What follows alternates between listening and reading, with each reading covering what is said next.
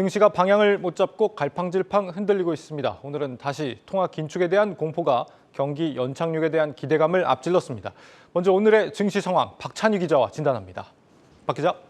네, 앵커께서는 혹시 영화 300을 보신 적이 있으십니까? 그럼요. 명영화잖아요. 맞습니다. 이 300명의 스파르타 전사가 100만 대군, 페르시아의 100만 대군을 상대로 혈투를 벌이는 그런 영화인데요. 네.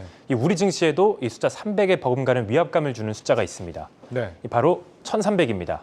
1300이요? 예, 이 금리 정전론에 힘입어서 좀 안정되는 듯했던 원달러 환율이 불과 2달 만에 이 1,300원을 재돌파했습니다. 장중 기준 원달러 환율이 1,300원을 넘었던 것은 지난해 12월 20일이 마지막이었습니다. 오늘 원달러 환율은 전일 대비 14.7원 올라서 1,299원에 맞췄는데요. 오후 12시 30분경 1,300원을 잠깐 넘었다가 내려온 뒤에 1시 30분경에 다시 1,303원까지 치솟았습니다.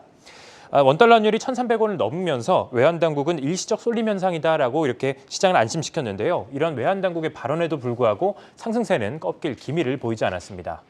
한편 오늘 국내 증시는 연준의 긴축 확대와 이에 따른 달러 강세로 일제히 하락했는데요. 코스피 코스닥 지수는 1% 내외로 하락했습니다.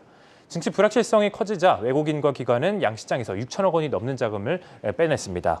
업종별로는 최근 강세를 보였던 2차 전지, 반도체, 성장주 등 기술주를 중심으로 하락세를 보였습니다. 네. 빅스텝이라는 단어가 또 등장하게 될 줄은 몰랐습니다. 환율 1,300원 찍은 것도 그 때문이죠? 네, 맞습니다. 연준의 긴축 우려가 깊어졌기 때문인데요. 시장에서는 3월 FOMC에서 연준의 이 빅스텝 가능성에 조금씩 무게를 두고 있습니다. 물가 지표와 고용 지표가 예상과 반대로 나왔기 때문입니다. 전날 발표된 1월 생산자 물가 지수가 예상치를 상회한 가운데 주간 실업보험 청구 건수는 예상치를 하회하면서 고용 시장이 견조하다는 것을 보여줬습니다. 연준이 이번 지표 결과에 대해서 추가 긴축을 단행해도 괜찮겠다라고 해석할 수 있다는 겁니다. 금융업계에서는 지난 주만 해도 원달러 환율 상방을 1,400원까지 열어둬야 한다라는 입장이었지만 예상보다 상승폭이 크다면서 지금 속도라면 1,320원에서 1,330원까지 올라갈 가능성도 염두해야 한다라고 전망을 했습니다. 네. 이런 험난한 시장 흐름 속에서 오늘 주목해야 될 종목이 있다면서요. 어디입니까? 맞습니다. 이 장이 불안하면 고개를 들어서 은행주를 보라.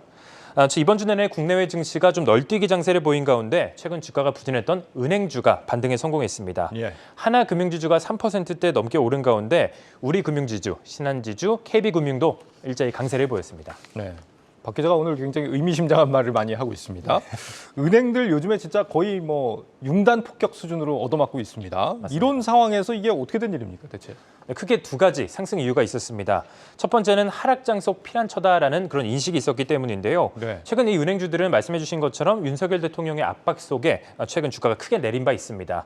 윤 대통령은 지난 13일 수석 비서관 회의에서 은행권을 향해서 돈잔치를 막아야 한다라고 강도 높게 비판한 바 있습니다.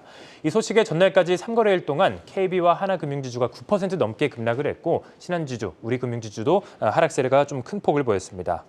그러나 일각에서는 이러한 하락이 오히려 매수 기회다라는 분석이 나오면서 다시 매수세가 몰리면서 은행주가 탄력을 받았는데요. 단기 낙폭이 지나치다는 것과 은행주의 높은 배당 수익률은 여전히 투자처로서 매력이 높다라는 설명입니다. 증권가는 은행주의 기말 배당 수익률이 평균 7%에 달할 것으로 내다보고 있습니다.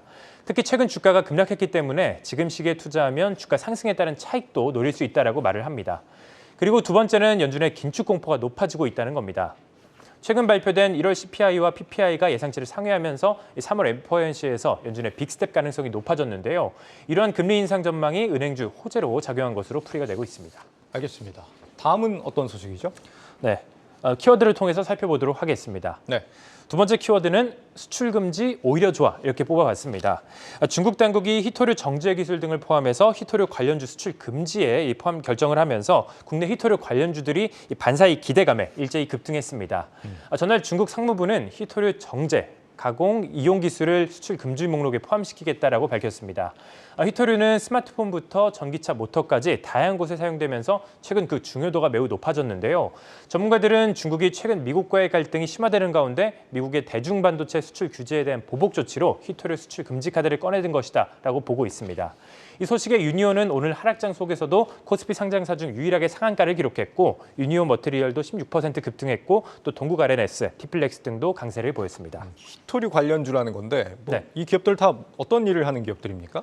네, 먼저 유니온 머티리얼 같은 경우는 히토류 자석의 대체주로 꼽히는 페라이트 자석을 생산하고요. 유니온은 이런 유니온 머티리얼의 지분을 44% 갖고 있는 모기업입니다. 그리고 동국 R&S 같은 경우는 호주의 히토류 생산업체 ASM과 금속 정제 공장 공동 개발 협약을 체결했는데요. 이 ASM 같은 경우는 우리나라 충북 청주에 히토류 생산 공장을 보유하고 있습니다. 그리고 마지막으로 티플렉스 같은 경우는 히토류나 티타늄 같은 이 희귀 금속을 유통하는 그런 기업입니다. 예, 알겠습니다. 다음 주엔 어떤 경제 일정 기다리고 있죠? 네, 다음 주에도 국내외 가릴 것 없이 굵직한 이슈들이 대거 포진해 있습니다. 월요일에는 미국 증시가 이 프레지던트 데이를 맞아 휴장하는 가운데 화요일에는 2월 제조업, 서비스업 PMI 예비치 등 중요한 경제 지표가 발표가 됩니다. 그리고 22일에는 1월 FOMC 의사록이 발표되고 엔비디아가 실적을 내놓는데요. 엔비디아 실적과 컨센서스를 통해서 이 올해 반도체 업황을 가늠해 볼 수 있기 때문에 엔비디아 실적은 체크해 보시면 좋을 것 같습니다. 그리고 한편 22일에는 이수만 총괄이 이 SM을 상대로 낸 신주 및 전환사채 발행 금지 이 가처분 신청 신문 기일인데요. 네. 그래서 SM 인수전에 대한 시장의 관심이 뜨거운 만큼 좀 주목해 보시면 좋을 것 같습니다. 한편 이 SM에 대해서 공개 매수를 진행하고 있는 하이브 같은 경우는 하루 전날인 21일에 실적을 발표합니다. 그리고 23일에는 2월 금융통화위원회가 열리는데요. 최근 연준의 긴축 우려가 커지는 만큼 한국은행의 입장을 주목해 보면 좋을 것 같습니다. 그리고 마지막 24일에는 미국의 1월 개인 소비 지출이 발표됩니다.